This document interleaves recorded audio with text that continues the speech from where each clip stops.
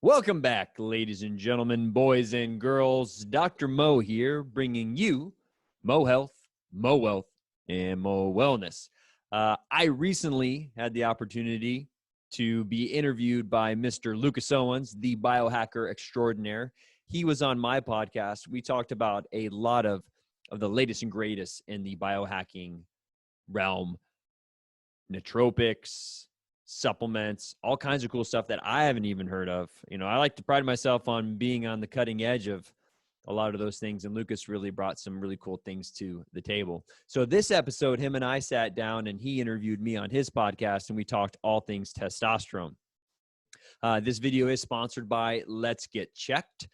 You can measure your testosterone, you can measure vitamins, you can measure your thyroid, all from the convenience of your own home. It's just a little finger prick test, put in this little vial, send it off. Super easy, super convenient. I have a referral code, DRMOE. You can click the referral link below and you'll get 20% off on that. And Lucas was also kind enough to give me a referral link to his latest and greatest course in biohacking and nootropics. So check that out. So click the affiliate links below. Again, they are a sponsor. And again, I appreciate you guys supporting the channel. So let's dive in. Hello, everyone, and welcome to yet another episode of the Boost Your Biology podcast. Today, I'm joined in with a good pal of mine over in Portland, Oregon. I'm in SoCal. Dr. Michael Moeller. So we sort of connected probably about a year and a half ago, I think through either Jay Campbell's YouTube channel or IG. We did a podcast a while back. And yeah, I just thought I'd bring him back on the show to share his sort of expertise and experience in the realm of regenerative medicine, optimizing human health, and I guess hormonal therapy. So Michael, welcome to the show, man. Hey, glad to be here, Lucas. Yeah, I think I was on Jay's show and you were listening and we were I was talking with Jay about natural therapies for TRT. And the ashwagandha conversation got brought up. If I believe right, and I had said something about like it didn't do a lot of good for me, and I've seen it with patients messing people up. And you reached out to me you're like, bro, I know, like I had this happen to me. I've been in the rabbit hole, like researching. It's like this has some SSRI properties. There's a lot of like weird stuff with this, because in natural medicine, the ashwagandha is like one of the heavy hitters. Like, oh, ashwagandha is great, give it to everyone, good all the time. And I didn't do that great on it. And one of my really good buddies was like just driven to the ground with fatigue with it. And so when you reached out to me, I'm like, what do you know? And then after that, we started chatting. And then, yeah, it's probably been, a month or two, at least since you were on my show and we're dropping some knowledge bombs on like the 9-MCB. What is that one? 9-MBT. Yeah. Yeah. I got a lot of people asking me about that. I'm like, dude, go to his blog. That's his jam. So yeah, you've definitely dropped some gems in that. So too, and I saw you're blogging a little bit with Jay now too. Yeah. So that's cool, man. Good for you.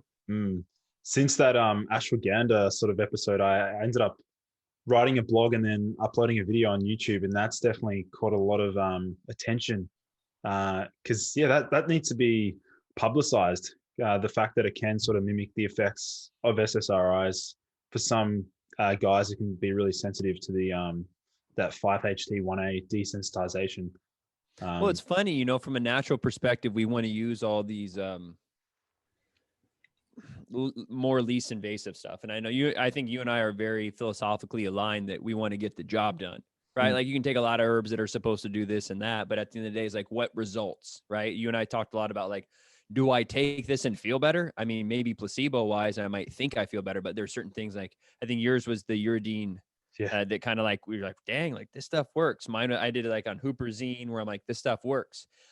And it only makes sense that if it's going to do good things, it's almost has to have a proclivity to at least do something bad in some way, shape or form. If it's going to have any effect, like nitrous in a car, it's going to make it faster, but it's going to be harder to control and you can fly off the rails a whole lot easier. So, and in the biohacking world, I think that's one thing that is severely under talked about are the negative side effects of a lot of these biohacks. Like I like nicotine. I like One thing I don't, maybe I'll ask you about methylene blue. Have you looked into that much? Yeah. That's Yeah. one I'm excited about. I've not messed with, but I'm still like kind of skeptical of, just from a safety profile thing. And that's coming up right now in the peptide world. So, half of being a responsible clinician or mentor is like, we need to look at the safety of these things. And often when we think natural, we think no side effects, and that to be honest, is just not true.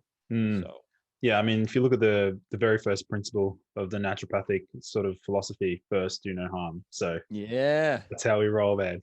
that's how we So roll. with let's actually look at methylene blue, because did you personally experiment with it, or? I haven't yet. I've had a lot of people, and it's what's funny, again, being in the kind of the biohacking community, is I get requests for it. And I have some notes, and I'd actually kind of, to be bluntly honest with you, I'd need to kind of review them. But like you, people ask me, I first got into peptides that way. I was on a clinic shift and someone asked me about MK677.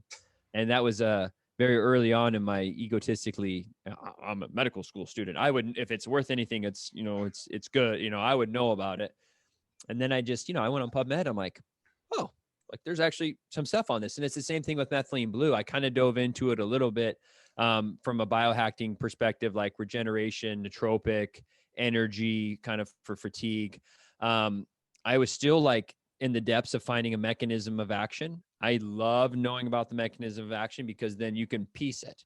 Right. Like so many people are like, well, quercetin is good for this, resveratrol is good for this, vitamin C is good for this. I'm like, they all kind of do the same thing. So taking them all, depending on, I'm generalizing. Yeah. But when you want to talk about like doing 3 things for fatigue, and if they all like increase cyclic AMP, they're not going to like be synergistic. So we really need to understand mechanisms of action to Mm. understand not only what we're going to do, but then when we're mixing stuff, how many biohackers are doing one thing, right? And that's my thing with methylene blue. You got someone on an NAD IV that's Yeah. doing testosterone replacement and CJC ampamorelin, and they're like, hey, I want to try methylene blue. I'm like, I'll be honest with you, I don't know of any studies that mix those 4 things. Yeah. And most likely probably fine, but I as a clinician, I got to figure that out so I can, Mm. hopefully move forwardly. And I usually try stuff on myself, but yeah, I mean, you can fill me at methylene blue. I Mm. looked into it for a while, but I did experiment with it quite a long time ago, actually, when I was really in the depths of like I was like studying, and because I had a lot of exams at the time. yeah, And what I did notice, the difference, what I had to make sure of was not overdoing it, because it's very hormetic in that sense. Like a really small amount was enough to improve my working memory and also my comprehension speed as well. But in terms of mechanism of action, like it's so unique compared to all the other antioxidants. It's sort of like a really selective, similar to hydrogen water in that way. It's sort of like a something with selective. oxygen. You're carrying Yeah, more or something with hemoglobin or what? Yeah, sorry, something cut you like off. that. But also inhibits acetylcholinesterase pretty powerfully. Oh, Yeah, so huperzine. You yeah. say that huperzine was the first one that I tried, acetylcholinesterase inhibitor. So Mm, again, like someone comes to me, oh, I'm on huperzine, I want to do methylene blue. That wouldn't make sense to stack those, right? mm, Same mechanism of action. Maybe, I don't know. I'd have to probably look into it a little bit more, but mm. Yeah, methylene blue, it's pretty good. I don't know, I consider it like riskier, on the riskier side, just because of all the interactions. It sort of messes with like hemoglobin.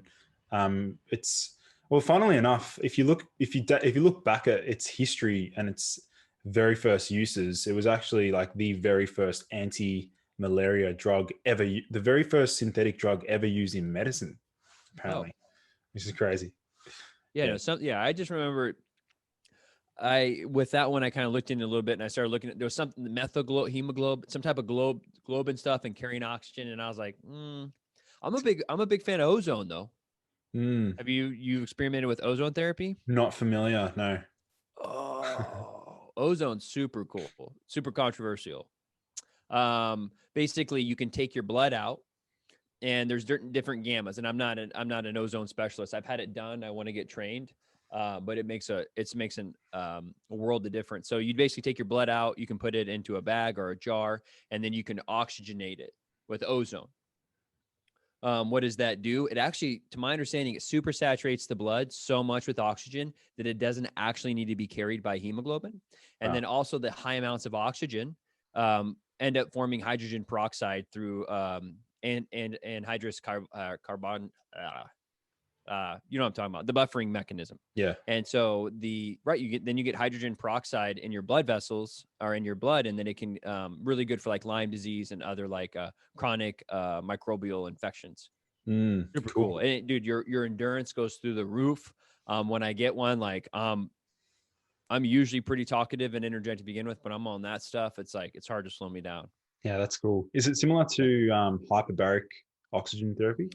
A Or little, yeah. So like that, to my understanding, right? You're sitting in a highly oxygenated area, so it's easier for the oxygen to cross your alveolars and get into your bloodstream, because the high amounts of oxygen that's in the air. And so this would be, I would say, the next step is that you're just shooting it directly into the blood. The safest way is you pull your blood out, oxygenate it, and then put it back in. But you need to be doing like anticoagulants because it's kind of a crazy process. And a lot of this is like some German scientists. They can form different forms of gamma oxygen. And again, I don't know this that well. They have this big machine and it shoots gammas into the form of ozone, the frequency by which it goes in, and then you put it back in your blood. Prostate cancer and colon cancer, they'll actually take ozone and they'll put it in rectally. A lot of dentists now, after they're doing root canals, they can ozonate the area, or you can actually ozonate oils and then put it in the area, and it's very antimicrobial. It leaves like a gas smell, like a fresh rain kind of smell, but it's cool therapy. I'm hoping to bring it on here pretty soon. Yeah, I don't know if we actually have that here in Melbourne. I think I've had a few friends sort of discuss like ozone therapy. They've heard podcasts about it, but I sort of want to segment into some of the other modalities that you like utilize. One of them we were just discussing before, and that's IV therapy. So I want to learn more about like how you've utilized it and some of the benefits you've seen with patients. Yeah. So one of the main ways that IV therapy came up, two ways. One you call a Myers cocktail, which is basically a multivitamin, multi-nutrient formula. And then also high doses of vitamin C, I would say, are kind of the more popular ways. Linus Pauling, high amounts of vitamin C, anti-cancerous. And I don't even know if I said that. That's the same way that you do the ozone through an IV. You pull your blood out, shoot it back in. So there's a wide variety of things that you can do with IV therapy. Like I said, the vitamin and mineral one with the glutathione push for hangovers is probably, you go to Vegas, you're kind of hungover, not feeling that great. Well, what do we know about alcohol, right? It's destroying your detox pathways. You blasted all your glutathione, getting rid of that alcohol. And what's it? Is it berries, the thiamine deficiency, B1, and that happens from alcoholism, right? So what do you need the next day? B vitamins. A lot of people will probably have a wrecked gut. So one of the main reasons that I recommend vitamins and minerals, right? Number one, the food that we eat is very much monocultural cropping, right? So not going to have a whole lot of nutrients in it to begin with. Two, people are like, oh, I'll just take a vitamin. Well, unfortunately, the bioavailability of most vitamins is poor to terrible. And you don't even know if the vitamins you're getting, unless you've gotten a good source, you don't even know if it's sawdust or rice powder or actually B vitamins, right? And then I would say one of the third thing is most people already have poor absorption to begin with, whether it's leaky gut or Crohn's, or you can go down the list of GI issues, H. pylori, lowest hydrochloric acid in the stomach. So vitamin, IV therapy is a great way to bypass that, especially with the vitamins. You can just put it straight in the bloodstream. People have been doing it for years with little to no side effects. And right now, I branched into neuropathy, right? Neuropathy is the death of neuropathy. There's something wrong with the nerves. You get peripheral neuropathy from type 2 diabetes, and then people's feet go numb. Well, why does that happen? Well, they don't get blood flow down there. They don't get nutrients down there. So we've been doing vitamin injections just straight down by the feet. So another way, just kind of elaborating on IV therapy, is like making sure we get the nutrients where it needs to be. Mm. So for instance, a very easy thing, chronic fatigue, um, let's help out, let's get vitamins and minerals in there. Like, let's just rule that out. And most people are going to feel better just from that. And you get, 250 to 500 mLs of liquid, which most people are dehydrated. So it's like very trendy, very cool. You've probably seen like the IV bars and all that, right? Yeah. Do you get So do some patients experience a bit of a like an initial Herxheimer or like a detox response at all? Or you hit it on the head a couple different ways. Ozone will do that, right. right? Like, you want to talk about having chronic Lyme, and then you throw in some ozone, you're gonna have a lot of die off. And Mm. most people are probably familiar listening to you what a Hertz reaction is. It's when you basically kill these microbes, and then their byparts need to get detoxified, and it's gonna have a wide variety of antibody response. It's gonna block up your liver. And in actuality, I tell that to a lot of people who the first time they do their IVs, and also have IVs, and I do them and actually feel terrible Mm. because of that. Whether if it's even like a chronic EBV or just whatever kind of, you could be fighting a cold. If you've been vitamin depleted, and then you get the vitamins that you need, your body's going to upregulate all those detox pathways. Yeah. Right. And then you throw on top of that, you can do something like glutathione, the body's main antioxidant, which is used in detoxification in the liver. You can actually, again, give that straight into the IV. Mm. So, you can supplement NAC, zinc, magnesium, selenium, B6, I think, are all cofactors for glutathione synthesis. Yeah. And you can just shoot it straight into the veins, which is really freaking cool. Mm. So Which one would you recommend, like just in general for my listeners, if they want to sort of explore, or like they're brand new to IV therapy, if you were to select one that might be applicable to, let's say, I don't know, 90% of the population, yeah, which one would you like lean most towards? players will call it that. Myers, I can't remember the gentleman's first name, was the guy that invented the multivitamin one, and that's usually what they'll call the Myers, which is a combination of a handful of ingredients. Now, most people have expanded on that, but you go to a good practitioner like me, we'll put L-carnitine in Nice. there, like 500 milligrams, helps with fatty acid oxidation. L-carnitine, you're very familiar, the enzyme that helps bring fatty acids in the mitochondria. So you'll get a good little nootropic effect from that. Mm. You can put in some NAC in there, which has nootropic effects, backbone of glutathione. You can put in amino acids, just basic amino acid profile with all your essential amino acids. But a good vitamin and mineral, most people will notice a good form of benefit. And then a lot of places will finish with like a glutathione push. Mm. And depending on the practitioner's philosophy. And so the glutathione that you put in is reduced, so it's in its active form. So there's actually a kind of conundrum. Some people say you do the glutathione first, you let the glutathione use its antioxidant up, and then you give cofactors to Mm. replenish it. Some people say give the cofactors and then replenish all of your own body's glutathione, and then the glutathione push at the end. So Mm. it's a weird little biochemistry fun. I know you'd probably have fun thinking about that.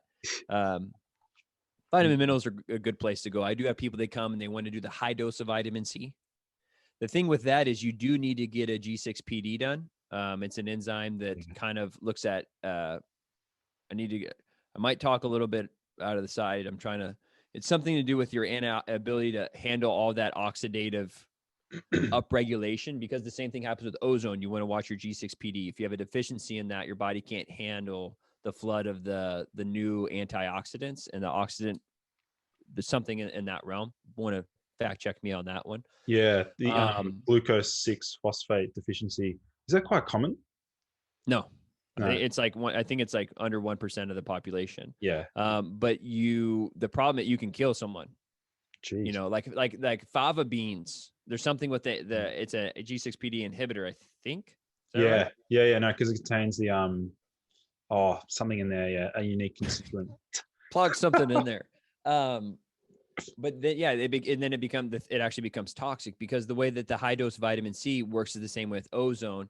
So in low doses, vitamin C is an antioxidant.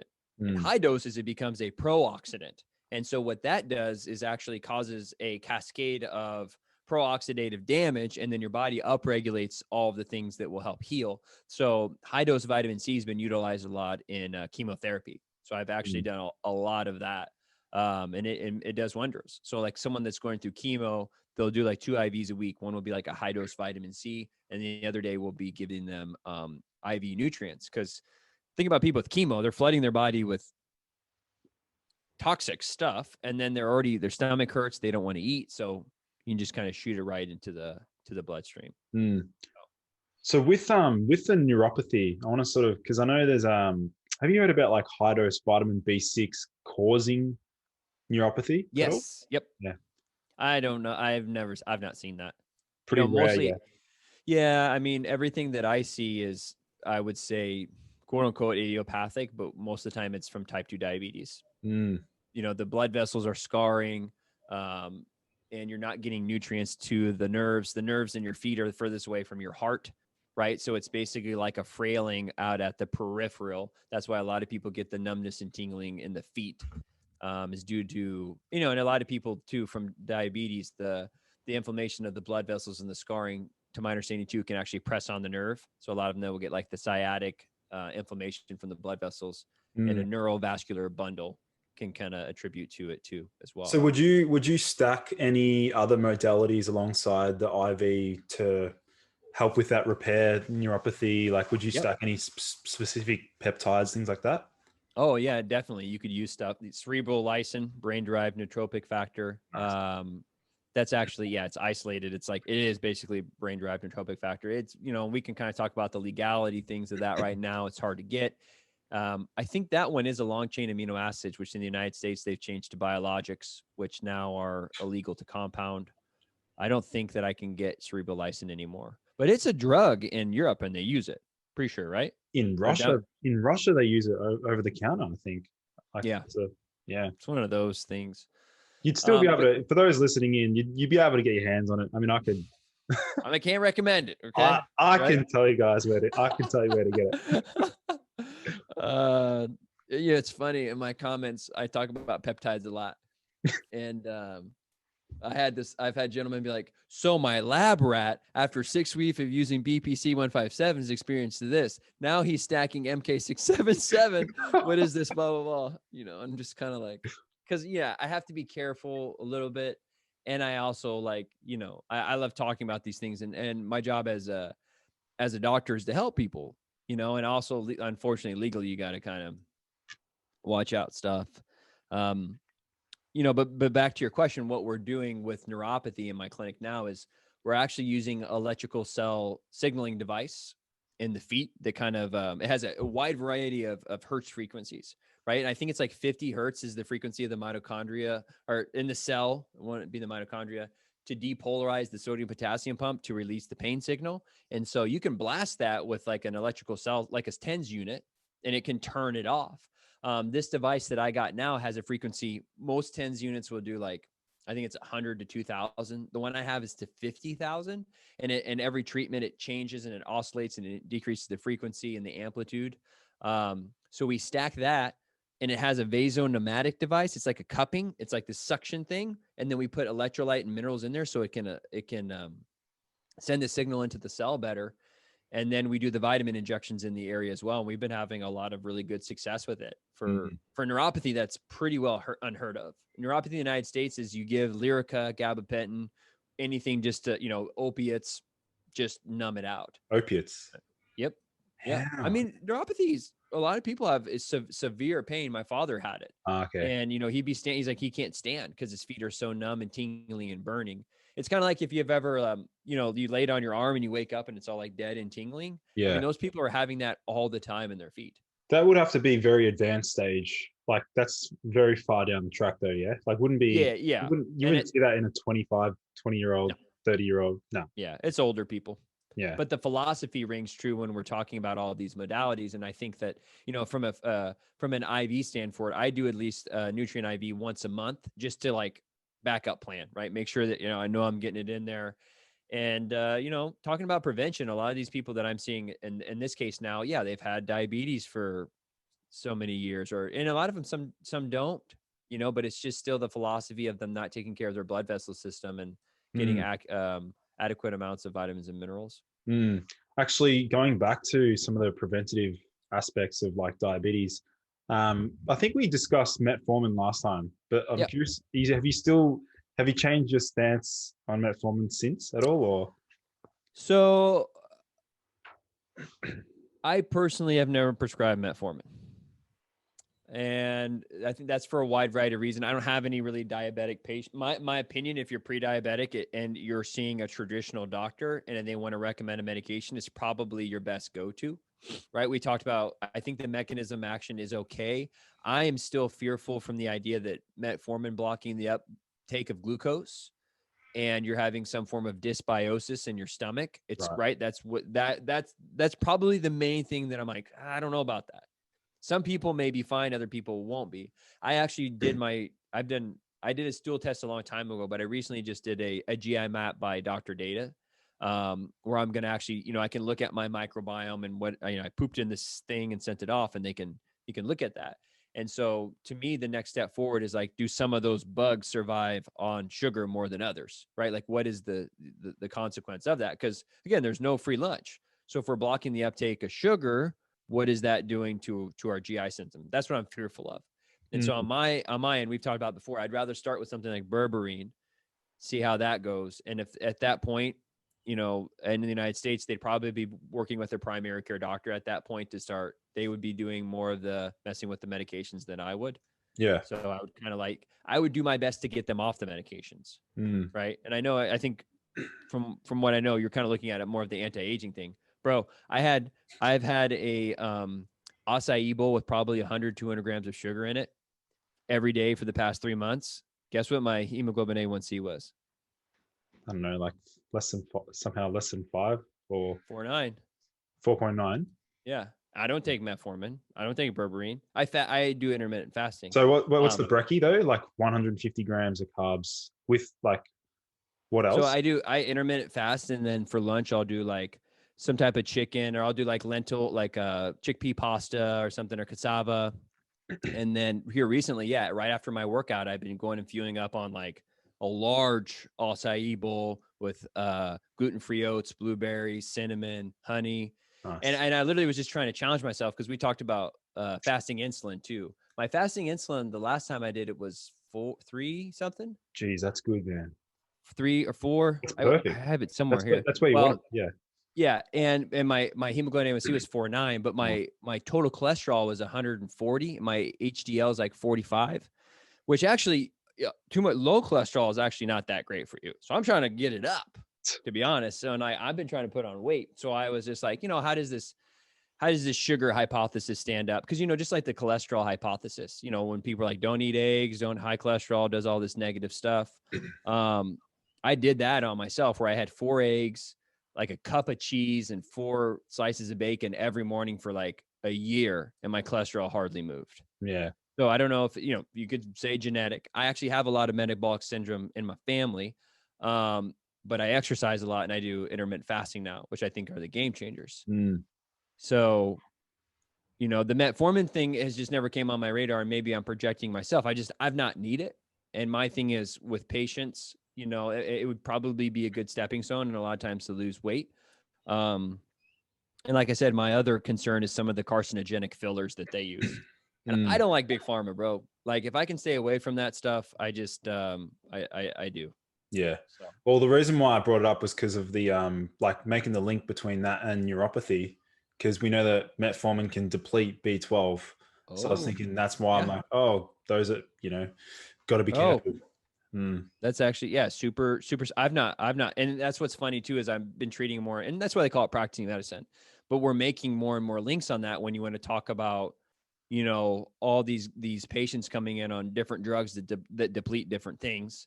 They're on a PPI, like you're saying. So Yeah. lower hydrochloric acid, lower B12. It's but these people come in and they're on a sorry, my pocket knife.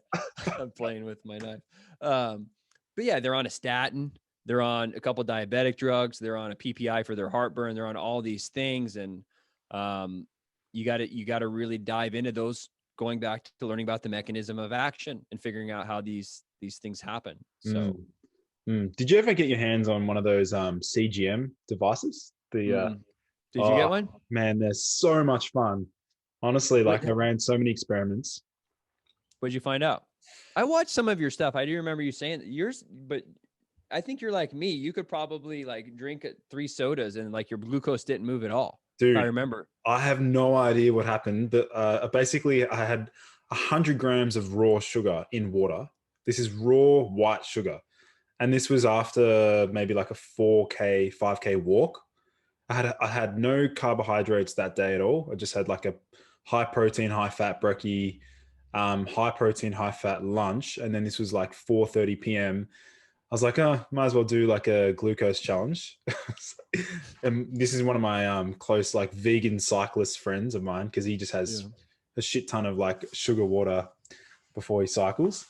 And dude, I thought my device was broken because like it literally didn't budge. It went to like maybe I think I saw that on you. Yeah. And then this is where, man, I think for a wide variety of people, I'm a big keto. I'm a low carb guy. Like my philosophy is like you can do a lot of good. Sugar's pro-inflammatory. You want to talk about heart disease? My opinion is that the high amounts of sugar, they glycate. That's what's going to downstream cause the inflammation and the scarring of the blood vessels. Mm. And guys like you and I who are fasting a lot, we're working out very actively. We're just super insulin sensitive. You have that carb, it gets sucked up. I don't know if there's really a harm in it. I don't know. I mean, you've probably listened to like Paul Saladino and Baker and their opinions on that. And well, you've seen what Paul's now doing, yeah? Like he's reintroducing honey and stuff. I did see. I haven't paid I just heard a little bit about that, but I don't. His was kind of like nature. It's kind of like carnivore because it's honey and it's bees. It's like animal product. Well, if you right? think about it as well, like Derek, More Plates, More Dates, he sort of debunks like have you seen his channel, by the way? I've seen this. Yeah. Hey, Derek, moreplates.moredates.com. But Blah, blah, blah is losing their hair. Bradley Martin got a PRP thing. Yeah. I've seen some of this stuff. Yeah. He was talking about how the carnivore diet ends up just raising SHBG too high. And that's why now they're introducing the sugars, the honey and stuff to bring that SHBG down to raise that free test. Yeah. I'll have to look into that. I've had some guys, to be honest, some of the best natural testosterones I've seen has been on guys from a carnivore diet. And, I've had maybe like 5 guys that I've had consistent, been on carnivore diet 6+ months. And yeah, I mean, their free teas are like 700, 800, 900, like to the point where I've kind of thought about it. I've not completely pulled the trigger on it right now because I'm trying to put on weight. And for me, meat's just a little bit harder to digest. I eat a pound of steak. I'm full for a day kind of thing. I don't know about you. Everyone's kind of different. I can eat an acai bowl and it that's why you eat carbs is it speeds up, it speeds up your gastric emptying speed, right? Like meat sits in your stomach. It has fat, and fat is been known to slow. Cholecystine kinase slows down your movement of your digestion. So, I mean, I'm going the other way. I've been lean enough long enough that I'm like, I want to put on some size again, and I just think it's good to carry around a little bit of extra weight, and I want to have energy in the gym. Yeah. And on the low carb end, I've been low carb for at least 5, probably 8, 9 years. Well, when you say low carb, what do you mean? Like how low? Probably under 100. Okay. Yeah. Pretty consistent. Like I don't go out of my way. Like, dude, if you don't eat bread, you're pretty much, unless you're eating a ton of fruit, like if a breakfast is like, it's almost so like, not a question for me that I don't eat bread. So like when I eat breakfast, it's usually chicken or beef, it's like in that realm. And like when I go out to eat, it's kind of the same thing. Like I'll eat like mashed potatoes, sweet potatoes, carrots. I don't eat a lot of fruit, blueberries, maybe. So if you don't know, if you're not doing that. Are you sensitive to any like veggies at all? Like, are there any ones that you just can't have at all? I don't do that. Well, I'm working. That's why I did this Dr. Datis thing. I've just never been one to like eat vegetables. I'm like, man, I can't wait to eat that broccoli or spinach I just never has been. That's where I can agree with Paul. Like if this were, 10,000 years ago and we knew absolutely nothing about nutrition. I'm like, I'm not going out of my way to eat spinach. I'm eating spinach as a last resort. Yeah. And, you know, you want to look at oxalates, you want to look at all of the compounds in there are designed for us not to eat them. It makes sense that there might be some hormetic effects on a smaller level. You know, caffeine was always my argument. Like that's a toxin for, it's a pesticide. It kills bugs. On our end, upregulates our cyclic AMP and adenosine, and then we get more energy. So I don't know. Yeah. All right. Well, let's sort of transition over into. I want to learn more about your clinical experience with TRT. Like I know you're well and truly versed in this realm, and you've had a lot of experience. So I sort of want to go into frequency of dosing. I want to learn more about what your stance is, because I know there's guys that will pin every day, every other day, or once a week, or once a month. Like what happens there? Yeah. So we'll just to kind of to segue in, right? Testosterone replacement therapy. You do a lot of like natural stuff too, and I try and start that place depending on where guys' levels are. But you and I both know the levels have been plummeting for the last 30 to 40 years. You know, 1988, the average 65-year-old male's testosterone was in the mid 600s. Now it's in the 300 to 400s. Like, and that's old guys. Like I just ran my testosterone. My total was like 5 in the high 5s, which, to be honest, I've run hundreds of levels on guys, and I'm 31. That's above average. Most guys are somewhere between 300 to high 400s. And then, yeah, we need to take into consideration their sex hormone binding globulin, because we needed to see how much of it's free. So 9 to 10 milligrams per deciliter is kind of like, that's where I'll look at guys. I'm like, you should probably try TRT. I get guys higher than a 15 on their free T. Their total, I get them over to this at least 7 up in the 900s to 1,000.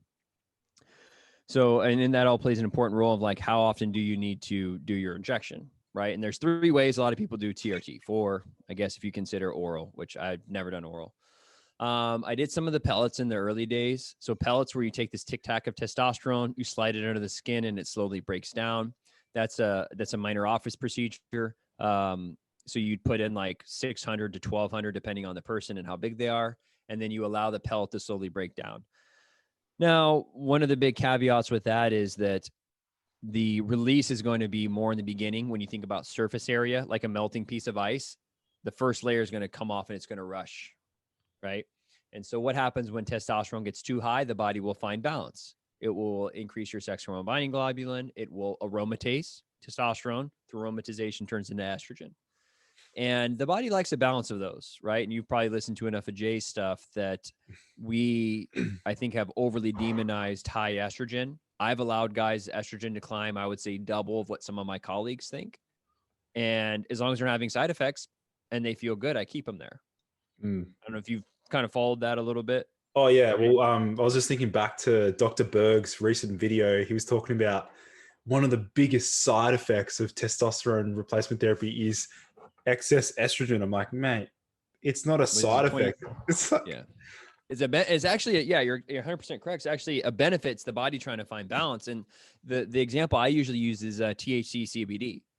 Like, you know, marijuana used to have a very imbalance ratio. To my understanding, you'd have like about 7 to 8% THC, 2 to 3% CBD. You've talked at great length about the benefits of CBD.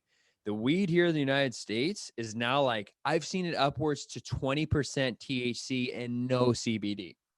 THC just gets you freaking high and puts you out of it. CBD has the antioxidants and the anti-inflammatory effects. And the antipsychotic properties as well. Yeah. Yeah, all kinds. And it's like, why are we getting, and it's kind of the same thing with the TRT. We thought, oh, testosterone is what does all the benefits. In all actuality, estrogen is good for the bones. It's good for your heart. It's good for your emotional well-being. You know, you see guys on high amounts of aromatase, they're just like a stone soldier. Their testosterone's at 1,200 and they have no estrogen and they have no emotions, you know? So you need it, right? Like you need to feel connected to people. Like it is more of a womanly dominated hormone. It's a more feminine dominated hormone, but it still is super important for guys. And, you know, Jay and Rob Common Eric really discuss it at length about, I have seen guys who come in from other places and they're taking high amounts of anastrozole, which is an aromatase inhibitor, and their estrogen isn't even readable. And so, you know, you do a bone scan on that guy in his in his mid 40s, he's probably gonna have bones like 65, which is terrible because you're thinking about who's going to do TRT. Someone probably going to the gym and is going to throw 400 pounds on their back to squat, you know? So bringing this back to the question about dosage, that's why you really want to work with a practitioner, or at least yourself. I'm a big proponent of people really, if you're going to do anything in life, you really need to become an expert of it yourself. Like why would you do something if you don't understand the ins and outs of it? You know, something like as easy as like driving a car and you don't know how to change the tire, which most people don't know anymore. It's like, you need to at least know the basics of kind of how this stuff works. So you can tell if your practitioner is full of BS. So that, you know, that's the pill. The creams, to my understanding, the half-life, I've not seen great studies showing the half-life. And I think that has to do with the wide variety of differences in ethnicities. When you want to talk about skin color and skin absorption and hair. So if you're putting on cream, you know, different races will absorb it at a different speed. So it's really hard to pinpoint how much you're absorbing and at what time and even people of the same race will have different thicknesses of skin and absorption. I have used some of the transscrotal creams. I do that daily on my guys, and it seems like there's some benefit from that. The idea is the testosterone, you know, being synthesized mostly in the testicles, you're going to get higher. There's higher 5-alpha reductase in there, so you're going to higher conversion of DHT, which will help with libido. And I think I've seen that in the guys that use the transscrotal cream. But like you kind of initially stated, I usually end up going with the injections for the plain fact that it's in there, it gets in. Testosterone cypionate has about a 7 to 10 day half-life, so roughly 8. So if we give you 100 milligrams today, a week later, you're probably going to have about 50 of it left. So I can kind of have an idea of, okay, I have a good starting point. With the other forms, it's a little bit hard from a practitioner standpoint to have objective data to be like, okay, it's time for you to re-up. Like the pellet thing is really hard because people go up and then they come down. And like I said, at that point, you can go too high. And again, the main thing you want to watch out for, and I've had this kind of conundrum in my clinical practice of like, what is too high? I have personally not seen anyone naturally over 1,000. When I've talked with Jim Meeham, he's been in the game a lot longer than me, but he talked about like he would work with some professional athletes that he could tell they weren't juicing. They'd come in at 1,500, 1,800, 12, 2,000. So these are professional athletes who are naturally in that realm. So the only thing is that I see is when testosterone goes that high, number one, you do get an overconversion to estrogen and you can get gynecomastia. They'll start holding water. They will be overly emotional. So that's kind of the estrogen thing you're watching out for. And then your testosterone increases erythropoietin. It's what EPO. It's what Lance Armstrong doped to increase his hemoglobin to carry more oxygen. This area is super debatable. The increase in red blood cells and hemoglobin hematocrit thicken the blood. So a lot of people will have a little bit of difficulty. The blood moves a little bit slower. Then the heart has to pump harder. When you want to look at these cyclists, they often have hypertrophy of the inner chambers of their heart, and then it decreases their how much blood they can pump out per pump. So that's another thing you kind of got to watch. And these are all things that I'm taking into consideration when I'm talking about dosage, like the size of the guy. I'm going to watch out for estrogen, hemoglobin hematocrit. Prostate cancer, it's a very debatable one. I have put guys on TRT after they've had prostate cancer with their clearance and with urologist clearance. I don't think it's a life worth living if your testosterone is super low. It's usually how these guys come to me. They've been on anti-androgen therapy. They actually take guys' testosterone away from them when they have prostate cancer. And it's like, who would want to live that life? Like low T, depressed, no libido, no energy, can't do anything. Come on, like way out the risks and benefit there. So, but with TRT, where I usually end up, the standard of care in the United States, I have never done it, so I may mess it up. I believe it's 1 ml. So most testosterone comes in at 200 milligrams per ml. So they do 1 ml, I believe, for a month straight and it stacks, right? So it has a 1 week half-life. So if you do 100 or you do 200 now, next week you have 100 left, but then you just put another 200 on there, right? So now you're at 300. So then it continues to stack up on itself, and the body eliminates by half-life, not by like it gets rid of 100 a week. It goes by, it's regulated by enzymes. It can tell how much it is and gets rid of half of it. Mm. So what a lot of the primary care doctors here and the standard of care, I believe, I think it's 200 milligrams for 4 straight weeks, and then they go to every other week. And every guy that I've ever seen do that, and obviously I only see the people that are having problems because they're coming to me. They go through woo, woo, woo, woo, woo, woo. When It's they over 2 when they weeks. go through that down slump, what do you mean by that? They actually crash or what? Yeah, definitely. So they'll feel great when they get there. So, and actually sometimes the testosterone goes too high. Yeah. So they'll feel a little agitated, maybe actually get a little nipple soreness, some of the things we've talked about. The hemoglobin, red blood cell stuff, that's really only going to happen if your testosterone is consistently high for a long period of time. Yeah. You know, and these are things too, if you're out there, if you're taking Tren, if you're taking any other type of steroid and you're listening to this, that's why you really need to be working with a professional. If you want to guide yourself, that's cool, but you really should be doing blood work to make sure you're not messing these things up. So what I ended up doing now is I actually do an injection twice a week. Again, depending on who you talk to, I know Jay is a proponent of doing it every day, maybe every other day.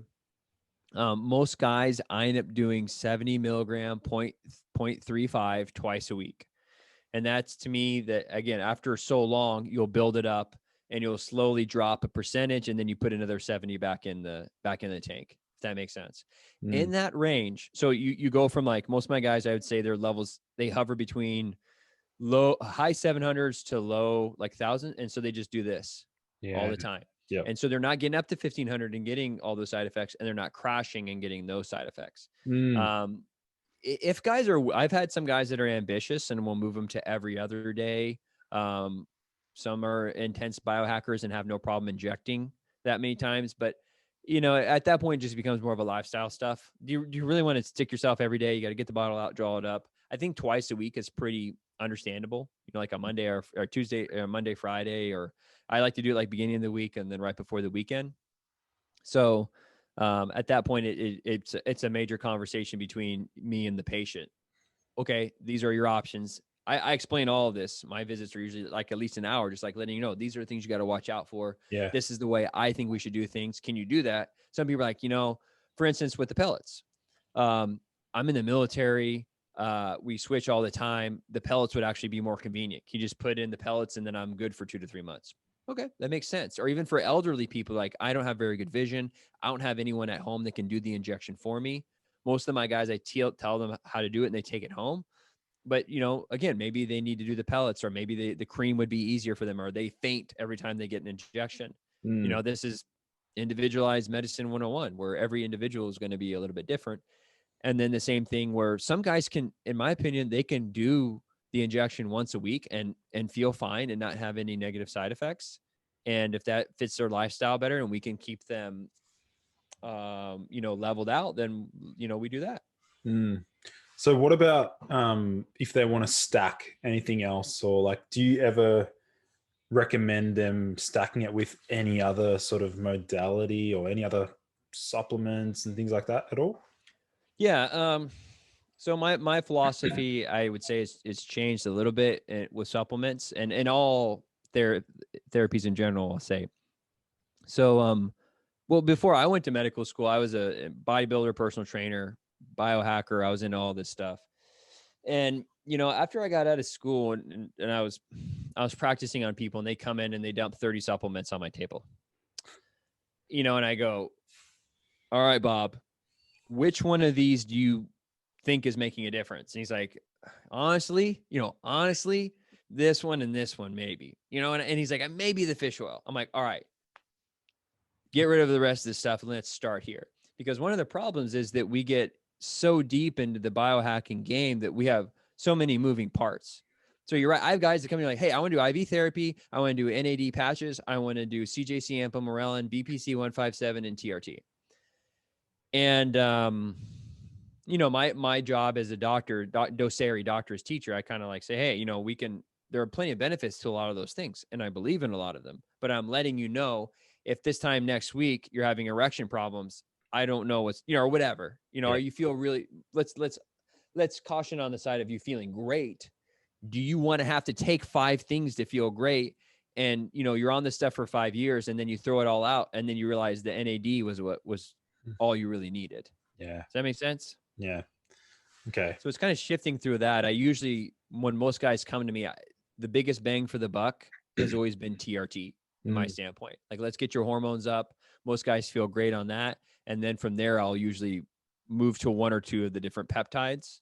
IV therapy, I do feel a little more comfortable stacking that, because that's usually like you'll feel it for a couple days and it's kind of in and out. And I just really believe in those benefits. But usually TRT, I'd be comfortable stacking IVs in a hand, 1 or 2 supplements, like a multivitamin, a fish oil, or something like that. Yeah. Have you worked with guys that actually want to come off TRT? And yeah, how do you go about that? Like, do you use any other like HCG and clomiphene, stuff like that? Yeah. So with testosterone, right, you start taking its replacement. So your body makes testosterone. We start giving it testosterone. It's going to stop making its own. HCG, human chorionic gonadotropin, which is the hormone we test for in women when they're pregnant, it's an LH analog. So it hits the same receptor in your testes to produce testosterone. I think Clomid's a little bit of a better way to go. Clomid blocks the estrogen reception on the brain, telling the brain that it doesn't have estrogen. Downstream, it releases something called gonadotropin releasing hormone, which also releases both LH and FSH, the precursors to testosterone and estrogen.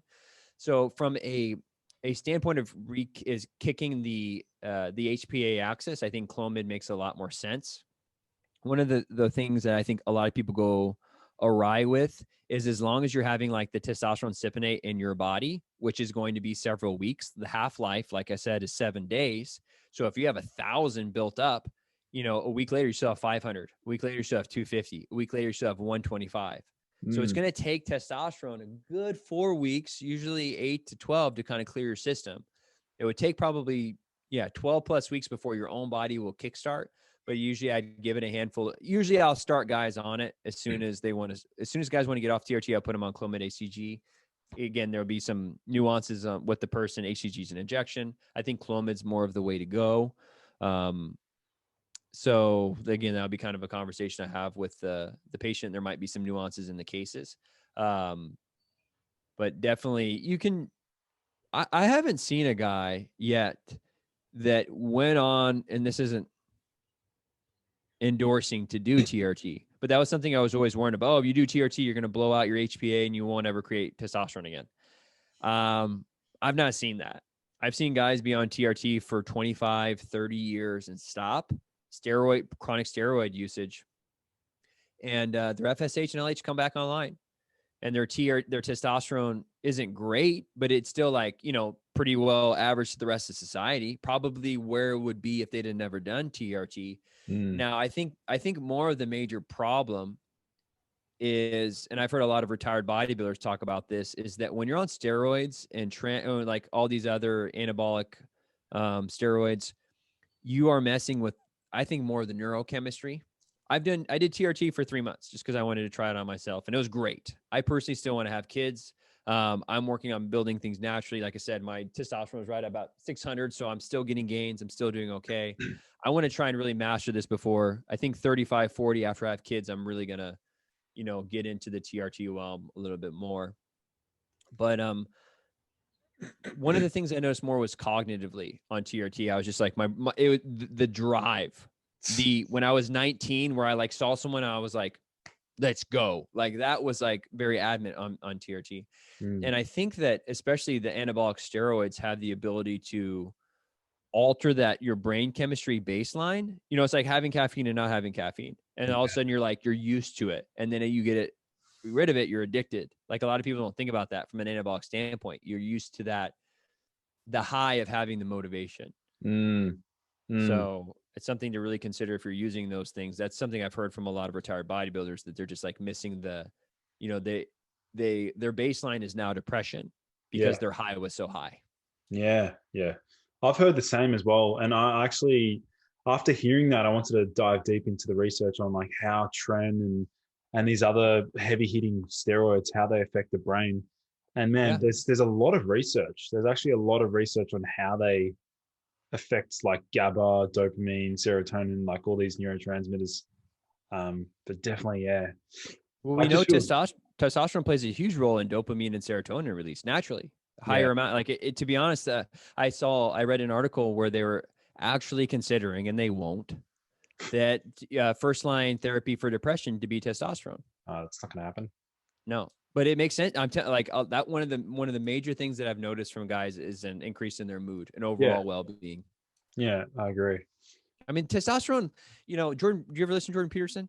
Yeah, yeah, So yeah. he talks about the lobsters and the dopamine kick, and like your hypothalamus is constantly evaluating your life, and whether or not you want to admit it, if you get a bad test score, your testosterone will drop, your dopamine and serotonin drop because your body says, I'm in a bad place. Cortisol gets released. Cortisol directly shuts off testosterone production.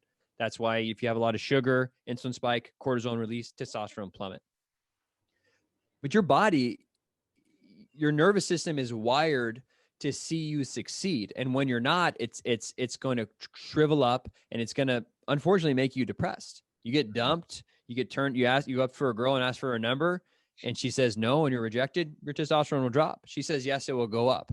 And that's a guiding mechanism for you to live your life in a certain way, because you want to get dopamine kicks when you do good things, and you want to get kicked in the nuts when you do bad things, so you know not to do them again. And, that's why cocaine is so addictive, is right, because you're hitting dopamine all day. You're artificially just hitting that reward center. Same thing with gambling and now social media. Mm. So testosterone plays a definite role in that. So Yeah, I can speak yeah, very heavily on the motivation side of things. Like man, even when guys like ice their balls, like you know how I was a huge proponent of that sort of practice. Yeah, a lot of you said guys you just used to be. You're still about it, no? Or is there I'm something that still popped up? I'm Yeah. still using I'm still doing it. I just posted a video on YouTube talking about the science, the research and stuff. But yeah, I mean, even the guys that just start doing it, they literally just report like more energy, more drive, things like that. So it just makes sense. Like there's just so many effects in the brain. It's so overlooked for Well, and sure. it all goes together. It's so funny that we unfortunately live in a society where you have an endocrinologist and then you have a gastroenterologist, and it's like the gut brain axis, and then that all affects your muscles. Well, how do your muscles fire? Through neurotransmitters, Yeah. right? How does your heart beat? Acetylcholine, like it all goes together. Mm. So, Have you done much more research and experiments with some of the novel nootropics at all? Like, have you delved into any of them at all? Or you're talking about like the racetams, or yeah, or which like not? I know you mentioned the 9 MBC at the start. I have. Oh yeah, since we talked last, I haven't. I Yeah. haven't. I literally in the last 3 to 4 months, I've gotten off of pretty much all supplements, Mm. because again, I was kind of like, well, what the heck's doing what here? I got kidney stones. Oh, what? Yeah, not fun, not fun, Man, dude. what from? Well, vitamin D raises serum calcium levels, Man. right? Magnesium will raise serum calcium, and that's why I'm like, okay. I was just in. Well, when COVID hit, dude, vitamin C 3-4 times a day, zinc and Oh, selenium yeah. morning, day, and like I started taking all the supplements, high amounts of vitamin D. And so again, I had to be like, okay, I had kidney stones. Where did they come from? I don't know, because I'm taking 30 different things. Whether if I did just did one thing, I'm like, okay, this may have been contributing to the kidney stone. Did you And actually man, did you get COVID? yeah, I actually did get COVID too. Okay. It wasn't a big deal. I had a fever. I had like a 99 fever one day, kind of some aches and pains, and then it went away. Well, this is the thing, is I was going to the doctor to get my kidney stone removed, and I had to get tested, and I tested Oh, positive. So, and I thought possibly I didn't. I was fatigued for like an afternoon, which I just thought I worked hard, and then that night I was super sore. I was like, dang, I worked out super hard today, and I didn't remember working out that hard. And I was super sore the next day, and then the following night I had terrible kidney stone pain, and I jeez. didn't sleep well, and then I woke up with a fever. So I'm like, a fever of 99. So I'm like, do I have COVID? Is this kidney stone pain? Is it from more? I'm like, but I went in to get the procedure done, and I had to get tested 2 days before, and I tested positive. Mm. So, and then I waited a month just to be 100% sure. They quarantined me for 10 days.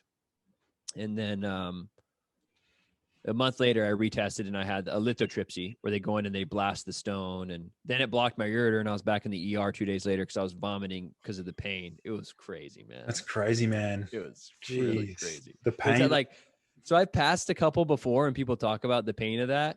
And to be blatantly honest with you, I'm like, I've sprained my ankle and I've had kind of worse immediate pain. It's more of like a visceral pain. And, but so they blasted the stone up, right? They take this high powered shockwave and then it just like sand. And then it came down in my ureter and then got clogged.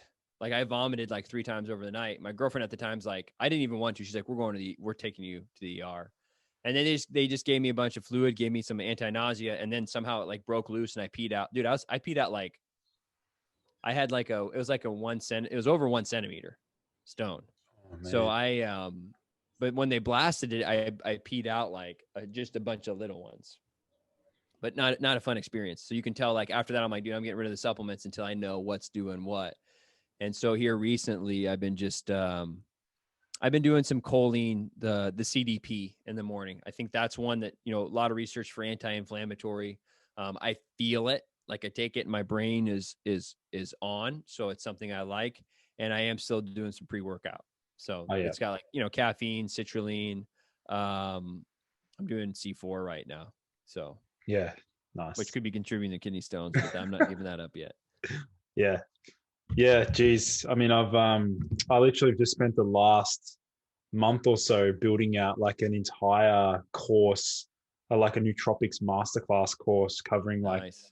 180 different like compounds and things like that. Just full geeking it. That's fun though. You get in and you get to see everything. And I'm once things will slow down with my business, I want to get more. I love researching like you. I like, okay, like I hit my stride with when the peptides came out. So I was Yeah. very fortunate that I had a lot of free time at that time in my career. Since recently I opened up this new business, I've been spending most of my time doing that. But I just, BPC 157, you did a great video on it. I just went on PubMed and said like, okay, is this stuff for real? You can kind of listen to other people and there's a lot of bro science on YouTube. But yeah, I just went in and I found like a couple handful of the papers and I kind of educated myself on it. Talked to Ryan Smith at TaylorMade, Yeah. great resource. And then yeah, started playing with it with some really close patients first, some friends, myself, and then I've slowly started, using peptides with other people. Mm. So Mm. Do you wish you had more time for that sort of stuff, like just the fun research side of things, or? oh yeah, that's what to be honest. I like clinical practice is cool. Unfortunately, I get bored with monotonous stuff like TRT. I bet close to 1,000. Wow. I don't know if I'm that high. I graduated in 2017, so I've only been out a couple years. But let's just say if I've put like a couple hundred guys on a year, which I don't know, that might even be high. But what I'm getting at is I've seen, and not only that, but we're following up and doing lab work. And it's like, I've just seen it a lot. I kind of get it. I know when a guy comes in and he says X, you do this, and do this. And so I'm one to, when I really get something, quote unquote mastered, I'm like, it's time for me to move on and learn. I want to learn how, okay. Oh, I learned TRT. Then I jumped on to the growth hormone analogs. Okay. How do I stack these with this? Are they safe? What, testosterone versus MK versus CJC. What's the difference? Which one do I want to use? Experiment on myself, talk to guys like you, my other friends out there they're playing with these things. That's the stuff I really like. Yeah. I like to be on the cutting edge and trying new things and get super excited about stuff. Yeah. So not as much as an implementer, to be honest. I'm more of a, I like researching and finding the new things. Mm. Yeah. I spend quite a lot of time on some of these underground forums where just like some of the smartest people are actually the least well known. Yeah, the least well known. Like they're just so like Oh yeah. hidden behind these forums. They're just absolutely, you know. You see some geniuses in there. I like to think I'm pretty sharp, but I still learn plenty of things going on Reddit and the deep web where you'll just be some random guy who comments and stuff like, oh, I never thought of that. Yeah. And I think that's cool that we're the logical fallacy of appealing to authority. We're really starting to see that play out, where it doesn't matter about your degree. It doesn't matter your background. Maybe sometimes I do on my end. I'm happy that I got I can speak from a place of authority when we want to talk about like clinical evidence and TRT. I'm like, dude, I've done it hundreds of times. I've seen people's labs move up and down. You're not going to convince me that the pellets are better than injection on like a 20-year-old guy who can inject himself. You're not going to convince me of that. I've seen them both play out. So, I can at least speak from a place of experience. And then also there's so many variables that at the end of the day, you're going to have to go out on a limb of faith eventually to implement anything. So, yeah, I want to ask you about, I guess, the biggest success you've had with a patient. I want to learn more about like, what's one patient that you've like, it's been life changing for them. I want to hear about their story because I want to just share that with my listeners. Yeah. So there was a guy, say his name's, I'll change his name. Say his name's Mike. He actually came to me for ED. He's 48 years old. I have to go back and look at the chart. Say like 5'10", 240 pounds. Not like, oh, man, that actually might be obese by the numbers. But you look at him, you weren't like, he wasn't like really overweight or anything. And it didn't look like, I guess, for lack of better terms, a mess. But he came to me for ED.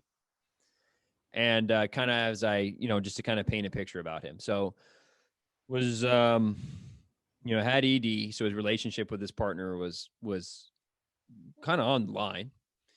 He was on a blood pressure medication. He was doing 3 Monster Energy drinks a day. Just like he was just using it all the time because he had no energy, super fatigued, didn't like his job, completely depressed, and couldn't do probably 10 push-ups to save his life kind of thing. And so I sat down, we did the conversation. I said, hey, let's measure your T. His T was like 240 or something, for late 40s, which isn't great. And, we did some diet and lifestyle counseling stuff too. So I don't like to just like say TRT is what did it, right? I'm not one to like, you can't just take a pill and it works. And if there is one, caffeine is definitely up there as far as like, you take caffeine, you're going to have energy. Unless, depending on your SNPs and genetically, it's very hard to sip 300 milligrams of caffeine and sit still for most people. And it's kind of the same thing with TRT. A lot of times your testosterone comes back online. We're talking about motivation. You're like, oh, I want to go work out. I want to go do this. Like, okay. So in 3 months, he lost like 30 pounds, could do 40 push-ups. He got off his blood pressure medication, which again is the opposite of what they tell you. Oh, TRT will raise your blood pressure. I think it was because he changed his diet and lifestyle, and TRT was a catalyst for them. Got his erections back. So his relationship was doing great. And like I said, he could do 40. He came in and did 40 push-ups, where I like, before he couldn't even do 10. And it was just, kind of the whole like, hey doc, you just, and I'm like, you did the lifestyle stuff. The TRT helped with that, but depression was gone, was doing better at work, was succeeding. And unfortunately on that visit, that was the 3rd month. He's like, hey, I went to my primary care doctor and they said that this TRT is bad for my heart. And I was like, Mike, I almost said his real name. ED is a really good indicator of exactly how good your blood vessel health is. You're having erections again, and you're able to perform in the bedroom. Oh, he got off his Monster Energy drinks too. You're not drinking 3 Monster Energy drinks a day. You're now doing 40 push-ups. Your erections are back. You're off. He had actually gotten taken off on one of his blood pressure medications. Which sounds worse for your heart? Do you know what I'm saying? And I'm like,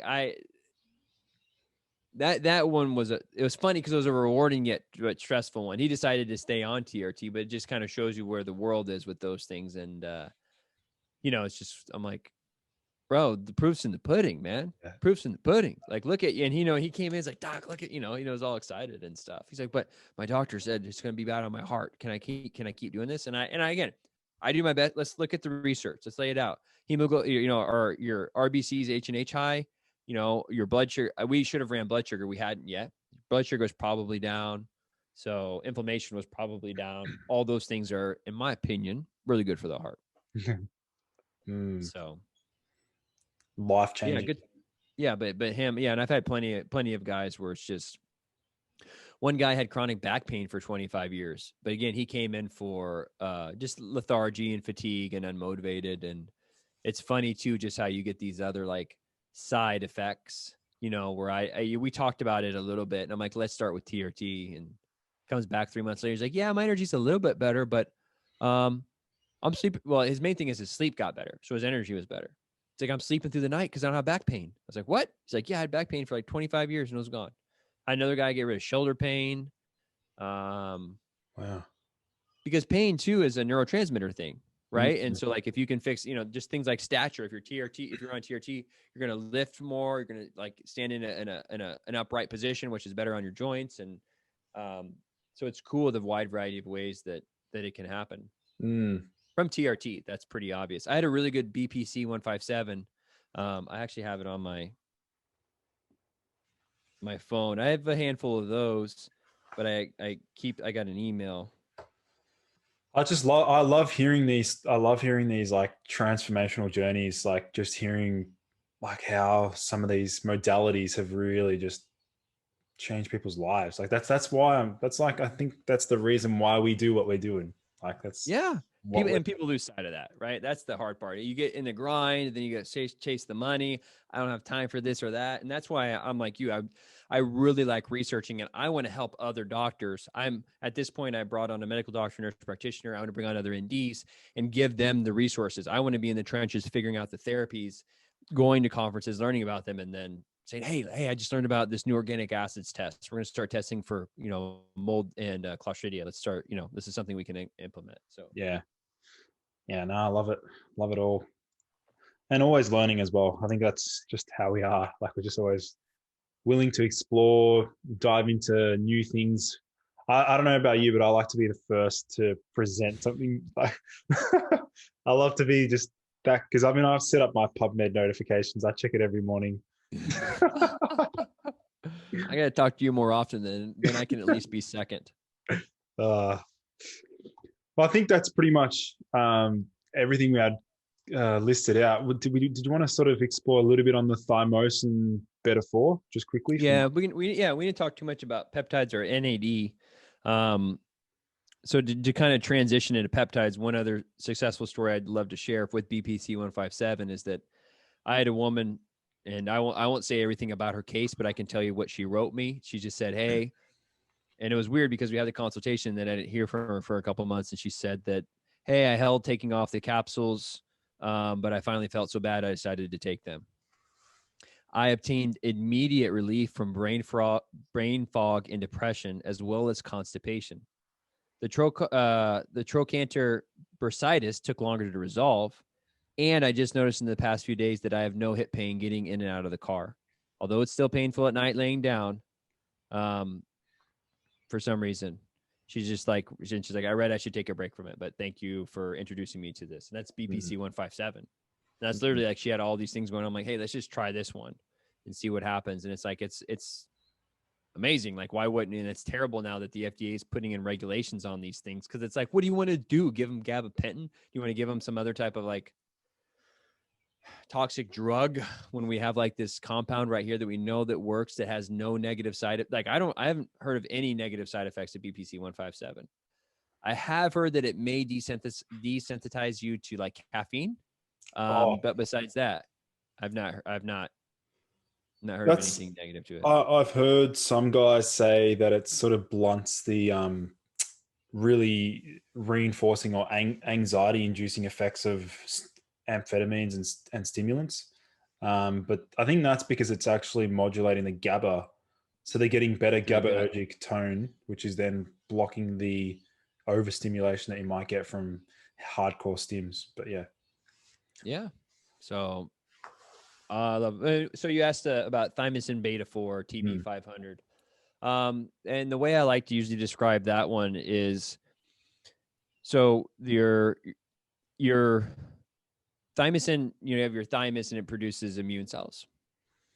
And when we think about the immune system, we almost think always like attacking stuff, but it does other stuff. It cleans up gunk. It remodulates areas. So usually I talk about it this way. when you want to talk about musculoskeletal issues, I think that from the peptide world, the BPC 157 is over here. Like you think you got a bursitis, you got a hip injury, you got a shoulder injury. BPC 157 is really going to go on there and help heal. On this side, you have thymosin alpha 1 for your immune system. If you're trying to modulate the immune system, whether it's chronic Lyme, you're trying to just boost your T cell count for, exposure to a virus, Epstein-Barr, then thymosin alpha would be the way to go. In between them, I would say, is the thymosin beta, because it kind of does a little bit of both. Thymosin beta shows up to you sprain an ankle, you do have immune cells that go down there because you get heat and you get debris and you can get infections from that. So the thymosin beta is what kind of goes in and it modulates the area and will recruit stem cells to the area. It has a lot of evidence right now for like regeneration. So people are using it like hair regrowth. But a lot of times I would, and I've not used TB500 by itself. Usually combination BPC 157 or thymosin alpha, depending on immune or whatnot. But I do hope to have a little bit more clinical experience to talk about it from a clinical perspective. But that's what I've kind of heard from a, more of a monograph thing. So, but I've not used it a whole lot. I'm curious to know if there's any research in the realm of COVID.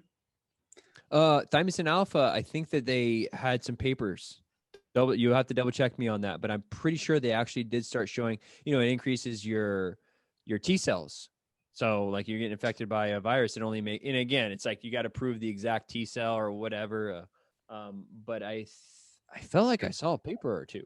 I'd need to hit Dr. Google up here real quick, but yeah, it's going to boost the immune system, and thymosin beta on a little bit of the lower end. It does boost the immune system as well, increases T cells. But thymosin alpha would be more the one I would recommend. I was shooting myself up with that. I was going to ask, when you had COVID, like, did you actually, what else did you use as part of your protocol? Yeah, I was just taking vitamin D, zinc, selenium. I think I did some sub-Q NAD. I did some B12. I really wasn't scared or to me, it just kind of felt like a little bit of a cold. So I just kind of did, basics, zinc, selenium, and vitamin C and all that. So yeah, we didn't talk much about NAD. Oh, we can go into that. Yeah. Have you gotten into that at all yourself? Geez, well, I've only had like a very short experience with nicotinamide mononucleotide, NMN, Yeah, a while back. I can't say I really noticed much. I mean, I'm pretty young, and I don't know if it's going to have much of an effect on me, but I'm really keen to I'm getting my hands on the 5-amino 1MQ like very soon. So I can't wait for that. Yeah, I mean, I did the Elysium, which is NAD plus. I didn't really feel like I noticed a whole lot. Your listeners are probably very keen to NAD. The way I like to describe it is that if your cell was a power plant, NAD is like a coal truck. It's like a big truck that carries in the electron. So basically it's an electron carrier, gives it to the mitochondria to create energy in ADP. So if you have, as you age, your NADs are going to get torn down. You're going to have less of them. So you can basically upregulate that. NMN is right, the precursor to it.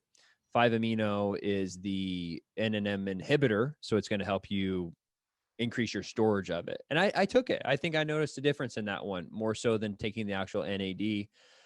That was a tough one because I was taking like CJC and Ampamorelin at the same time. So that's what I'm saying. I'm like, I don't, you do 5 things at once. It's like, what's doing what? Yeah. Well, I might have even been taking BPC at the same time too. Yeah. When the 5-amino arrives, I'm going to make sure I'll try it just on its own. Nothing else in my system. Just clear everything else. And I think it builds up though too. I don't remember. The half-life's decently long, isn't it? Oh, geez. I don't know. Is there a data on the half-life? I think I had to dig. Oh, you know what? I had to dig for it. And I don't think they have a half-life on that, but there's another like isomer, right? That's very similar. You'll have to double check me on that. And I felt like its half-life was like 22 to 26 hours or something. Jeez. Okay. I'm somewhat dyslexic at times, so I might be confusing that with like dihexa, to be honest with you. Yeah. I don't know if you can Google it real quick. I felt like either way, it was one of those things that I felt like as you use it, it kind of stores up and gets more and more and more. So Yeah, I also asked Ryan if it has if it depletes any other nutrients at the I same think, time. what did he say? I thought He there is said something. it just would stack really well with methyl donors. Yeah, So because that's right. you're definitely going to need from the methylation cycle. You're going to need. I'd have to think about that. Mm. Got to get out my freaking huge biochemistry thing and watch how where everything's flowing. Because I'm trying to think how NAD gets. I don't remember how it gets reduced. Yeah, I'll get stuck into that once it arrives. I always get like I'll do the preliminary research like on PubMed, but as soon as I get my hands on a compound, it's like, all right, next level. Let's dive into things Yeah. further. Yeah, and I like NAD. I've done it in IV form. I've been doing it more sub Q. IV form, you get like heart, not palpitations, it just feels like a heaviness and a little bit of flushing. So I've been doing it sub Q. You get a little bit of it, but it's definitely a lot more bearable. Mm. I've been doing the patches. You can get like a patch that has like an electromagnetic electrophoresis where it like helps supposedly drive it in easier. That one actually made me a little bit anxious, but I'm usually a pretty fast paced person, and sometimes some stimulants can make me a little more anxious. Um, but yeah, NAD in general is great for everything. Mm. Mitochondria health. Well, what do you need a mitochondria for? Everything, right? So, Yeah. and I think the main place is in addiction and alcoholism. They're flooding people with high amounts of NAD, concussions. There's actually really good NAD protocols for that because you got to think about all the damage that's happening, and you want to get your mitochondrial energy to kind of repair everything. So I feel Mm. great off an NAD IV. Usually the next day I can definitely feel sharper cognitively for several days. And that's something I hope to implement a little bit more of. I've been doing quite a bit of it. So Yeah. Yeah, no. Well, as soon as I get my hands on the 5 amino, I'll keep you updated are with. you gonna stack it with your M and N? It's NMN. I'll trial it on its own first, like for maybe a couple of weeks. How much you gonna do? 50 milligrams orally. Um, one of my friends is actually trying to we're gonna try and actually get it made like here, Nice. so that I can finally list it on my site. It's gonna. I thought TaylorMade gets their stuff from Australia. Oh, really? Yeah. From us? No, he would have taught. Really? There was a lot of flack about how everyone gets all their peptide stuff from China. Yeah. And I thought I talked to him. He's like, no, we source our stuff out of somewhere in Australia. So I don't What? know. Sorry if I just gave away trade secrets. Okay. Because one of the main problems with peptides is that there's a lot of there's when you're doing chemistry, right? You're using solvents to pull things apart. So you start with a yam and then you get testosterone. All right. Well, how do you do that? You have to like pull out all this gunk and you have to use different chemicals to pull everything apart. Well, in China, they have really low EPA regulations. So you could make, you make 10 batches of NAD and then you have 1,000 pounds of just this this toxic chemicals, and they just go and throw it in a river. Supposedly, that's why one of the problems, and then they're cool with that. But the problem is if you make it in the United States, you have all these EPA regulations, and then just in general, the cost of labor in the United States is way higher. When you're talking about taxes, and then you have to afford, a building where everything in China is just cheaper. So to my understanding, though, they cut the corners in every way, shape, and form, and that's how they're able to get it super, super cheap. Mm. So, but then there's questions about its safety. Mm. So if you get some solvents in there, and who knows what that could mean, and then you're talking about especially injections. So Yeah. Oh well, I look forward to. I was getting really like fancy with like designing these amazing cocktails with like 5 amino, some other cool peptides and stuff like epicatechin and things like that. It's just so fun, man. This whole space, just to. It is 100%. It's like these are things we live, and it's one of those things that it's a super useful skill because you'll never stop using it. Like I grew up playing football. It's like I put my pads on for the last time when I was like 20. It's like I'm not putting on football pads again. United States, not soccer, football. What do you guys call? You call football soccer? We call it soccer. Yeah. Okay. Yeah. But you know, it's like, that was a cool skill. I really enjoyed it, but it's not like I'm ever going to go out and do that again. Where like your health, it's like, why don't we spend a lot of time educating people on it? This is a skill you will literally use till you die. So. And then we also had Melanotan, but I don't know if you had much. I've used it in a couple guys, right? So it's a melanocortin receptor agonist. I actually had Dr. Amber Crosgard on, and we talked about that. She's used that a little bit more. What did she call it? She called it the vacation peptide, because you get tan, it boosts your mood, and it gives you increase in sex drive. Right, so melanotan, and the PT141, I'm pretty sure is an actual SNP off of the melanotan. It's actually a smaller amino acid sequence, so it hits the melanotan hits a wider variety of receptors than the PT141. That's why PT141 is it doesn't give you the tanning, and it's not quite as much as boosting the mood, but it will definitely. I've had guys get instantaneous erections from it. So I've not played with that one yet, though. I did the PT141 and I went like super low dose. I had a friend that got like an 8-hour erection from it, and I'm like, that's not what I'm looking to do here.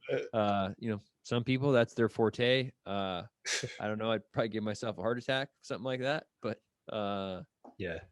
So, and we'll see too. That would be medical. That's medical priapism, isn't it? Yeah. It's super dangerous. So you could lose your dick for the rest I mean, of life. technically, so I did, do you know what Trimix is? You ever heard of this? Trimix, no. So this one's pretty out there. You can take a prostaglandin, phentolamine, and pepavramine. You're fabricating an erection, right? With this? Yeah. you shoot it in there, and I'm pretty sure that's what they would use in porn, I guess. I don't know enough about the porn industry. And yeah, I've known guys that have not had an erection for 10 plus years, use this Trimix, and it gives them an instantaneous erection. Now it's only going to last as long as the medication is circulating inside of the penis, but it works. And so I've dealt with that, and I've had to deal with priapisms before. So you can actually just shoot in just like a beta 1 phenylephrine. You shoot that in there, and it will shrivel it up. So or a super duper high dose of methylene blue, because that's like a potent vasoconstrictor. Yeah. Or I might try that next time. Inject methylene blue in the shaft. Dude, I used to do a lot of ED. Sorry guys, if you're having that problem, you're gonna have to go somewhere else. Yeah. Kind of went down that road for a little bit, just because, you know, a lot of times with TRT it kind of crosses over. And I mean, again, it depends on the severity. You know, when you have guys that haven't had an erection for 15 years and they're, you know, and sometimes whatever, they've not been married, or their spouse died, or whatever it is. So, I mean, I get it, and I'm empathetic, and, but it's just kind of not my wheelhouse. It's not the area that I want to practice a lot of medicine in anymore. Yeah. So, yeah. Cool. Well, I think that's pretty much, I mean, was there anything else, any other compounds that you've been working with recently or interested in? What am I thinking about? I mean, you've kind of already went into detail with most of the growth hormone analogs, testosterone, CJ 1295, ampamorelin. Yeah. I know you've talked about BPC 157. We talked about cerebral lysin very briefly. I'm trying to think if there's anything fun. Anything for sleep at all? Sleep hacks? I don't think I know if I got anything else kind of new coming down the pipe, to be honest, right now. So that's your job right now. You got to tell me the new ones, right? Well, that's the plan, man. I've just pivoted from IG to YouTube. I've just started a brand new YouTube channel because I really want to share a lot of the novel stuff there. Because if I do it on IG, I'll just lose people. They're just not interested. Yeah. Like, it's a different audience. Yeah, YouTube's the way to go, I think. As long as you're not saying too many controversial stuff. I mean, I don't know what your opinion is on all that. I've had videos censored. I talked about ozone. I talked about high dose vitamin C, and that happened in the United States when COVID hit. People, and maybe some people said that they go, "Hey, this is going to treat COVID," which it doesn't. I mean, there's no real evidence to say that these things do. But I just recommended, said, hey, these might be some things to look into. And I had one of my videos taken down, and it got like 2,000 views in like a day, which is a lot for my channel. So it actually had some information that people were hungry for. And then YouTube said I was spreading misinformation about the virus, and they took it down. So the authoritarian world that we live in. So it's always going to be a battle for us in our industry. Always going to be a struggle. Well, I get so frustrated how there's a lot of people in my profession that are actually like very pro censorship. And I'm like, we're the ones being censored. Like, and that's what one of my things is, like, they're cool, but I'm like, yeah, wait till it happens to us. And we have been censored. We've been censored for years. The Flexner report in like 1910 or whatever is like when they took away license from everyone, just but MDs, and put them in the driver's seat. And we've been called quacks for 100 years. And you guys want that to continue? Like, we have a voice. We have things that people need to hear. We need to be on the front line. Like you're saying, half of it's just getting the information out there. So, I want to give you a big Godspeed on your YouTube channel, man. So I've seen that you're already like over 1,000 people, aren't you? No, I'm getting there. It literally feels like I'm starting from ground zero though. Like, even though I've got an IG audience, like, to get them over and across to my God, it's hard. No, you did. I mean, I think a lot of the social media analysts say that, I think, what is it? 100 YouTube subscribers is worth 1,000 or 10,000 Instagram subscribers. They're just harder to get. Oh, really? If you can get away with it, one of the things that boosted my channel early on is that I went on Reddit and I posted some of my stuff, and that my channel got like 500, like, straight from the gate. I haven't been spending as much time as I should on it now. Like I said, I've been kind of dabbling with other stuff, but I definitely want to come back to that, because I, like you, I really enjoy both. We've had, I think, 2 really awesome conversations thus far, and we can piggyback off of each other and go down these rabbit holes and figure out how we can take the human physiology to the next level. Yeah. So as long as we can continue doing these things, but it is, you got to go on the dark web to get your peptides and all this stuff, and I'm not recommending that. Yeah. But cool. Well, I think that pretty much wraps up our episode. For my listeners, if they want to learn more about your socials and join you and stuff, where can they find all of your work? I'm on the tube. You can it's just Dr.Moe. A lot of TRT, a lot of peptides. Not for the faint of heart. I've done a couple more current event ones here. I was laughing because I lost subscribers. I talked about the election here a little bit. And then I'm on Instagram. But again, like, I've pretty much tried and just funnel stuff onto YouTube. I think Instagram is just it's not a platform for more than 10-second video. Yep. Really, in my opinion. So if you want to get the goods, you can pop this on and sit in the car and then, learn about all these good hacks, man. So it's a pleasure as always, Lucas. You're doing great work. Thanks, man. Always an honor and pleasure to connect with you. And I always walk away learning a lot of cool stuff. So yeah. Oh, likewise, man. I when I first saw you on the Jay Campbell show, I was like, yeah, I got to reach out to Dr. Mo. He's so glad you did. Yeah. All right, man. Well, thanks everyone for listening in to yet another episode of the Boost Your Biology podcast. All the show notes will be linked on the nofilter.media website. And if you have any questions from the show, feel free to either message Dr. Mo or myself, and we'll be happy to help you out. All right, everyone. Thanks for tuning in. And Mike, thanks for coming on. Amen. Thanks again, man. And Godspeed, everyone. Sweet.